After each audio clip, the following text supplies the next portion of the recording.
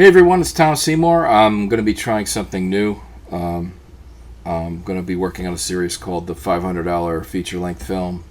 The caveat is that it starts at $500, but this is actually an example of a $6,000 feature-length film. But here's the thing. This film was... we had two stars in it, Ellen Muth from the Dead Like Me Showtime series and Debbie Rochon. If we had one star in it, then it would have been a $5,000 film. So let's just imagine this was a $5,000 film.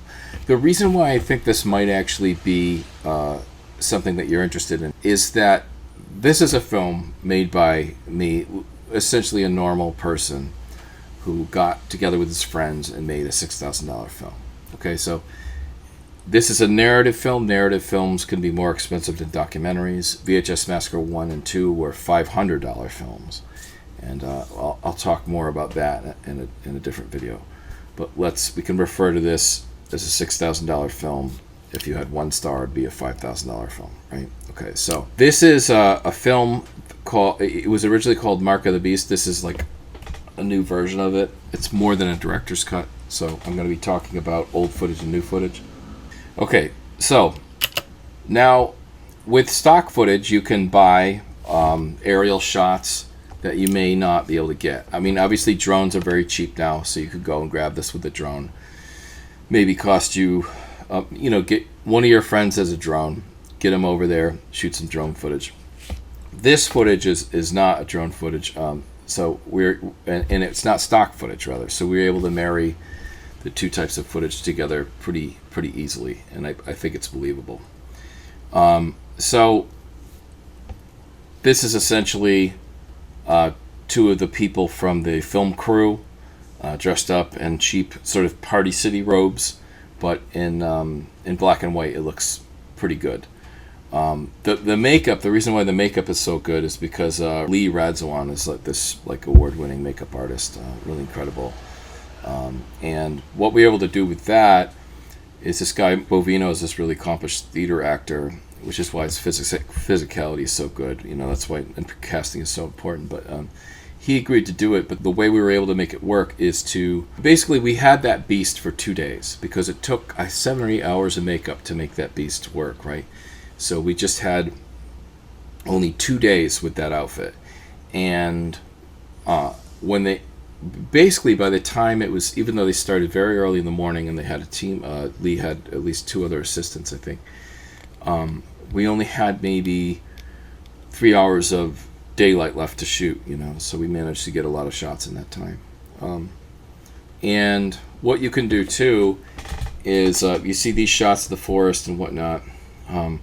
Our friend Greg, who was a DP on the set, there were times where Greg and Aaron would be off shooting shots similar to this, where it'd be like just nature and shots of the forest and stuff like that.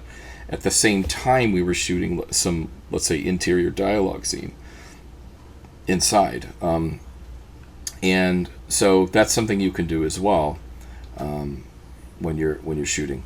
So how did we make this film for $6,000? Well, the way we did it was Tim Coolig, who was our executive producer, they had this property, and on the property was essentially like a cabin, and so our crew could stay there and we could shoot there. So we had, the whole place was one location, but really if you look at the film, it's many locations. So you have to think in those terms. When you're writing a script, you start from you have to build the script as shootable. Okay? It's a different way of thinking. If you want to write a Hollywood script and do that kind of screenwriting, that's awesome. But if you want to, let's say, make a horror film that's shootable, pick a central location that has several other locations in the immediate area. And something like a cabin or campgrounds is perfect. Sort of Evil Dead style. You have the cabin, you have the forest, you have different rooms in the cabin, and so what you can do is build a whole environment out of there. Plus we have the lake, we have a river area, so we're able to create all these environments. This was a car co-director John Gorman just owned at the time, which I think was a Catalina, Pontiac Catalina. It's a pretty cool car, but looks like an old sheriff's car, so we thought it was great for that purpose. That's Maggie Champagne from the Amy Schumer show, and that's Ellen Muth. And Maggie obviously is blown up, and she's kind of famous now, but at the time she was like our friend. She was acting and stuff, so she just did us a favor and acted in our little independent film. And then that's Ellen Muth, who we didn't think we were going to get, but we had a casting call and she responded, and we're like, oh, this is amazing. So we actually had to go through some red tape with signing up for SAG ultra low budget agreements to do everything by the book. But you can also hire people who aren't in SAG, and that will cut down on the cost, because you may need to put money up front for a bond to make sure the actors get paid, and then you have to insure the set. So we did all that. So we got this shot. I think I'm standing in the water right here. It's either me or Greg, and it's only like waist high water. So it looks like we're sort of on the pond, but we're just sort of waist deep in, which is kind of cool. So, okay, this is how you make a film like this. All right. So we shot this film, much like a lot of the other horror films we shot, in, I believe it was 11 days. This is how you do it, okay? You take 1 week off from work. See, this is why this might be interesting, because this is like how a normal human being might shoot a film versus Hollywood. Okay, so you take 1 week off of work, but here's the thing: that Friday that you get out of work, that you're still working, you're prepping, you try to shoot one simple scene that Friday night. Okay, get the simplest scene out of the way, so you're already up and going when it comes to Saturday. Saturday morning you get up early and you shoot all Saturday, you shoot all Sunday. Then you have your week off from work. That's Monday through Friday. You shoot all that Monday through Friday. And then you got the other week off, weekend off, Saturday and Sunday. That's 9 days, right? And then you schedule another weekend for pickup shoots. So 2 more days. And you can do that like a month down the road to recover from all the crazy stuff you've done. So that means it's 9 days plus 2 days. So, and you can shoot a film in 11 days. And this is an example of an 11-day shoot. I did another film called London Betty, which was technically that was 14 days, but some of the other horror films we did, like Atlanta College Prophets and stuff like that, this was a similar template to this. So it can be done in 11 days. It's better if you have 14, like in London Betty, 2 full weeks, but you can't always do that, right? So, but basically what you do is, the other thing too is, if you're writing the script yourself, you're planning it out, this is actually something I would recommend, although sort of traditionalist writers would get sort of maybe frustrated or angry at this.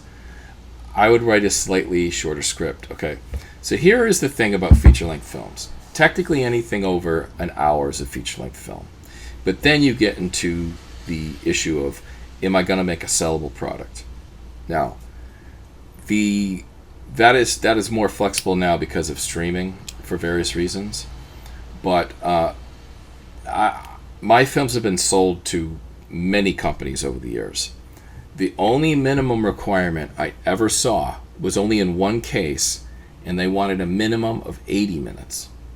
So what I'm saying to you is, if you write a script that's 75 or 80 pages, you shoot the whole thing, and then you have 5 or 6 minutes of credits, and you get to your 80-minute mark, then it's fine. Usually what happens is, new-time filmmakers, when they're writing a script, they have a lot of fat in their script anyway. It's actually not a terrible idea for, let's say, a first-time writer to, you could even write something at 90 and then pull out 10 minutes, And then also, when you're on the set, you have to flag a few things that you could potentially lose in your film and still have an actual film that you can make. This scene, this is one of my favorite scenes. This is just Dick Bowen and Debbie Rochon discussing the creatures in the woods and things like that. I just loved it. It was just a very slow movement in. I love that kind of stuff, just like traditional, simple filmmaking, sort of Frank Darabont type slow dollies in and stuff like that.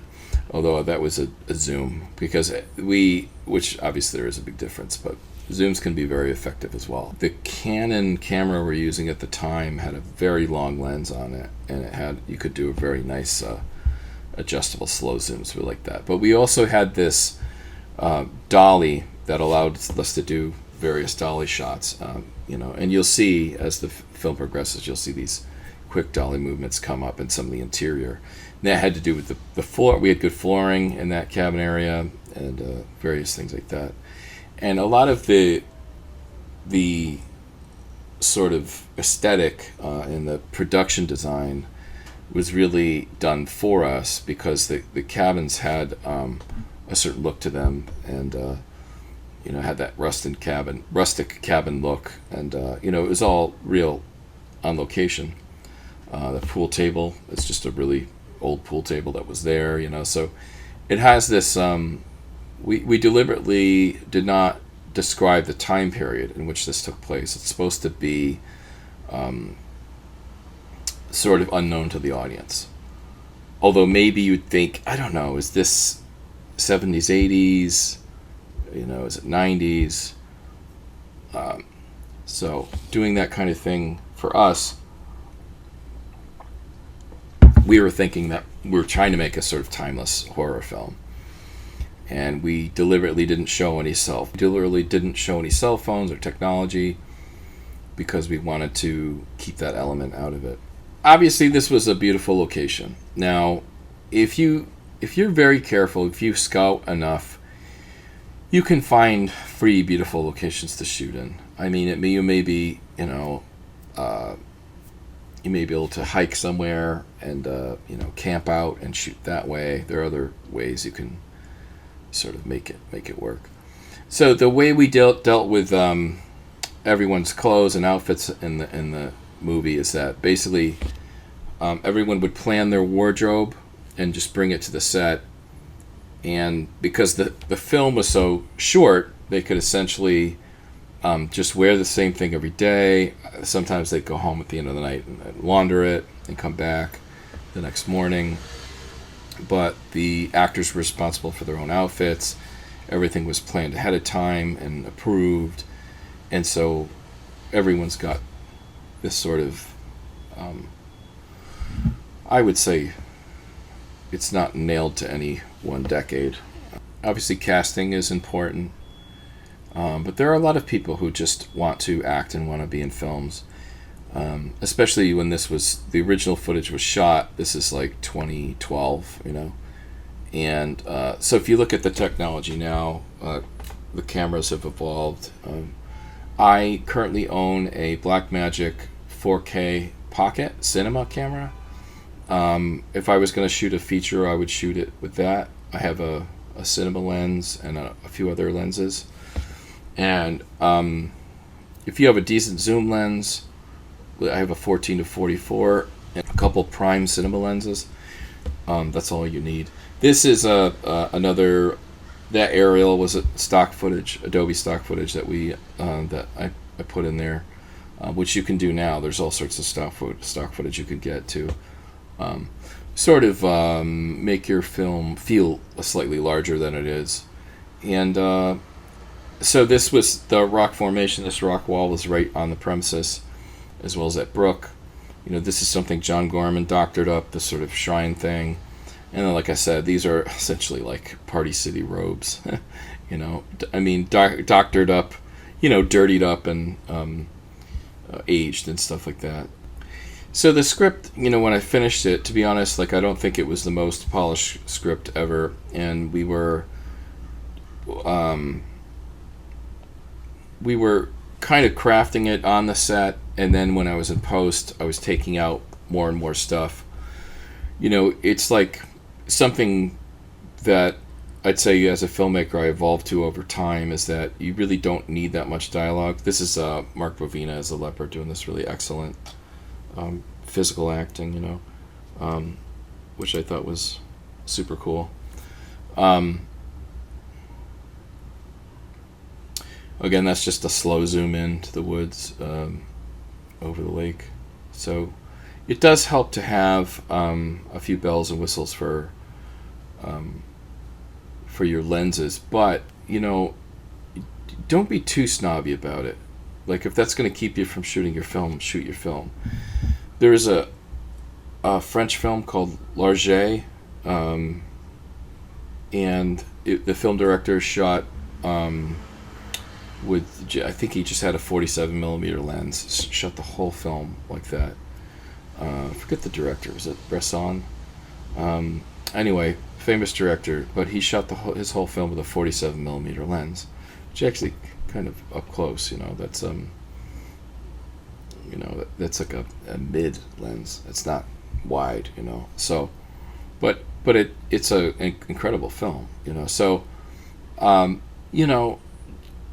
lenses are important, and it's good to know what you're doing. You need to know your how to set your ISO and your shutter and your iris and all that stuff.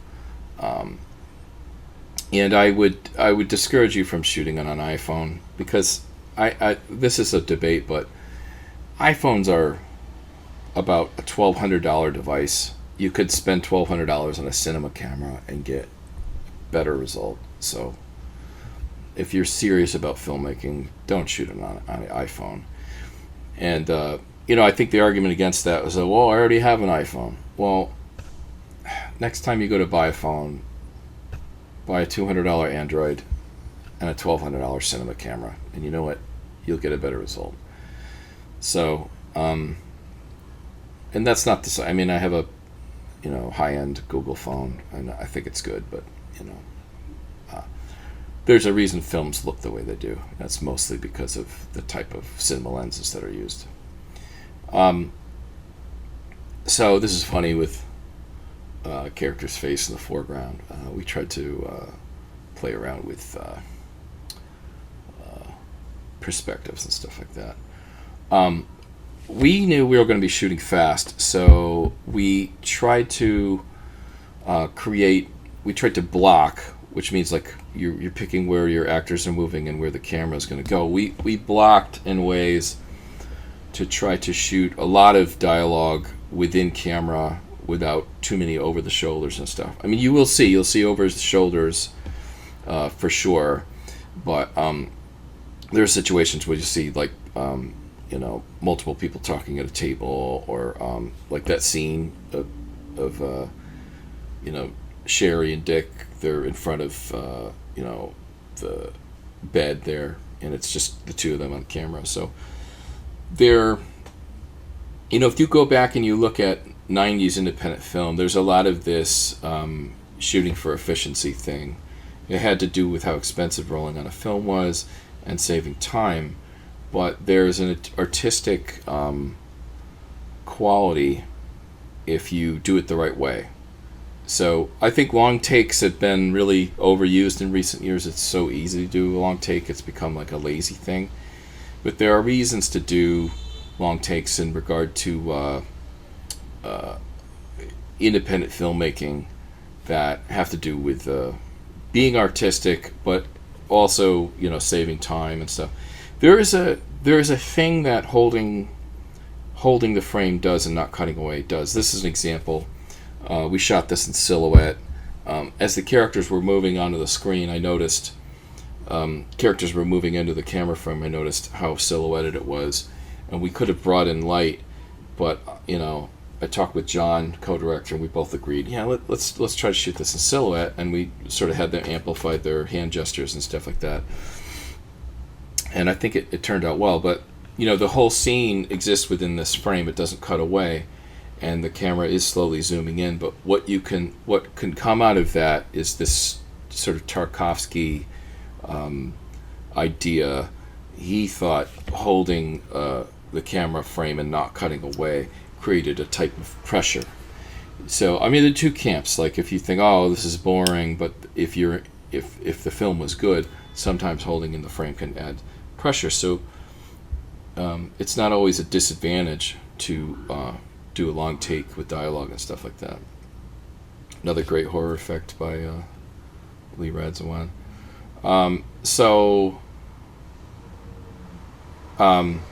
This was kind of difficult to block. I mean, it's just like you see it's a reverse angle and then a front angle, and basically we shot the whole thing.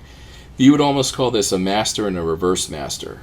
And reverse master just means it's another wide shot from the back angle, and most people worry about this type of thing because you might be jumping the line, but we were pretty close. You know, Sherry's on the left, and if you cut around, she's maybe center left, but we didn't jump there, so you can do that if you're careful. But like this cabin, you know, that's how it looked. That's how the carpet looked. That's how the fireplace looked and everything. So we were lucky in that way. I mean, we obviously scoped it out and everything.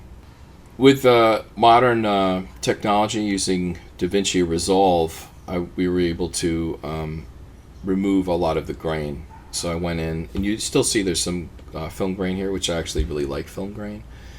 But we've reduced the amount of film grain significantly from what was actually there.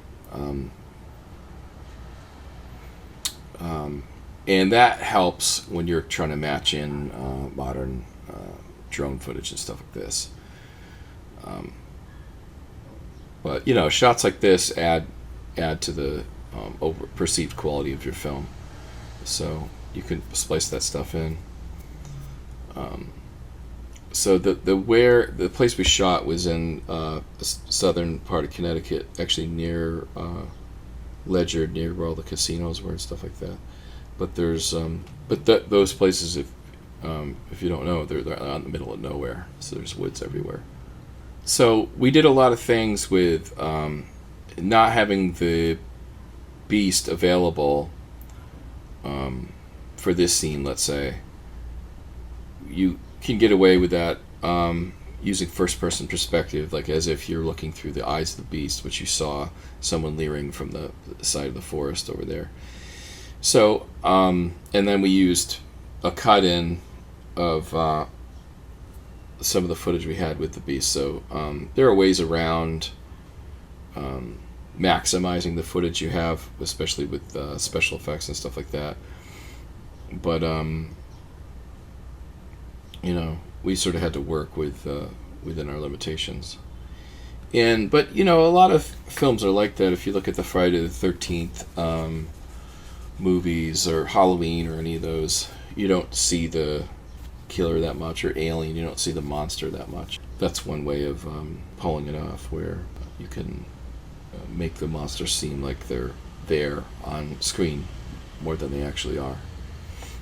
So this is actually looks like a separate house, but this is actually part of the same house, if you could believe that or not, from the cabin. And then this interior you see is a totally different interior of a smaller tiny little cabin and to the rear of the land.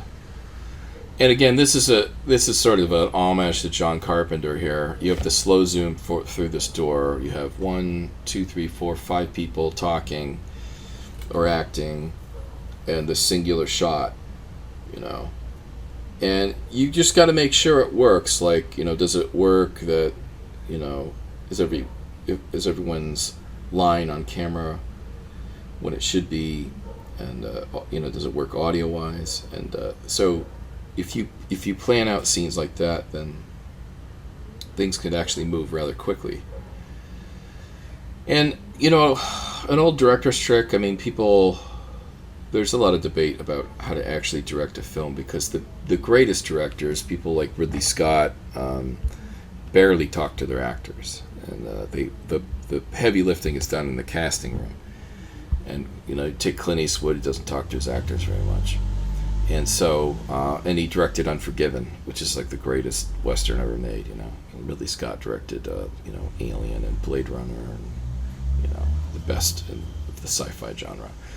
And so, but on a B-movie set where you're working with people with various experience in acting, an old standby is typically when someone starts a scene, it's kind of low energy, and anyway, you might notice when you're rolling camera that you need everyone to give a bigger performance, a faster performance, and a louder performance.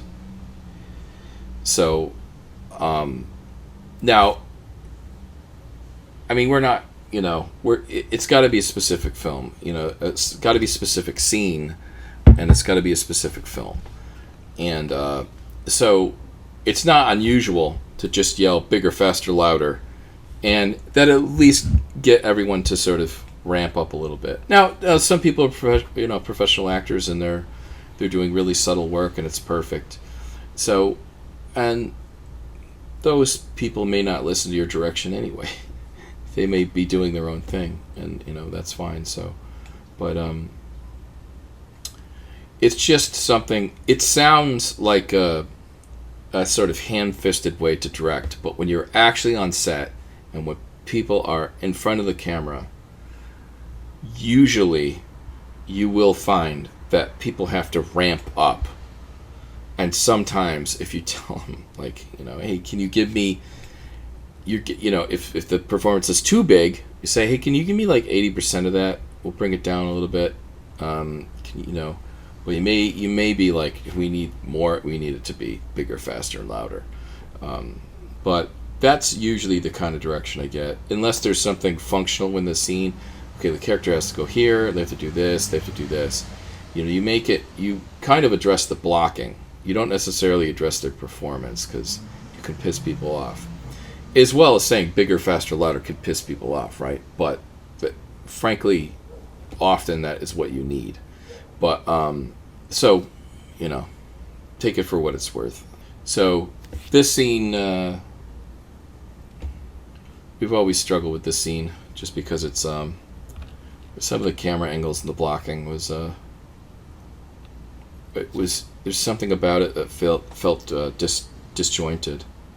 So, in the original cut of the film, it was different than this, but this version we were able to put some of the stuff back in. I have noticed too, you know, we shot in color, but the lighting was very low key at times, and when I converted it to black and white, it actually made the film look more uniform, more cohesive, and more designed. And so people, you know, black and white might not sell, but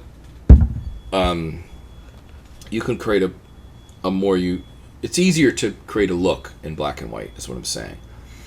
And Christopher Nolan knew that, actually, when he did The Following. He shot that film. He was basically a weekend warrior when he shot that film with his friends, and they did it in black and white, and they did low-key lighting, which is very contrasty and stark, and so he was able to create a look with very little money and production design. And if you look at that film, it's a cool-looking film, you know. So if you could see, you see harsh shadows and silhouettes, and in black and white, that works really well. So it's something to keep in mind. This is your typical over-the-shoulder, but you have, Fleete in the background as well. Greg noticed the shadow that crossed over the head. I'm like, okay, we got to shoot that, and so it's okay to sort of lean into happy accidents that happen on the set. You know, you may discover certain things, but things like this, these little close-ups, you know, we're doing real fast. Typically, I'd be shooting that when, let's say, our other lighting, someone would be working on the lighting. And really, it was the bulk of it was John Gorman and I setting up lights and moving stuff.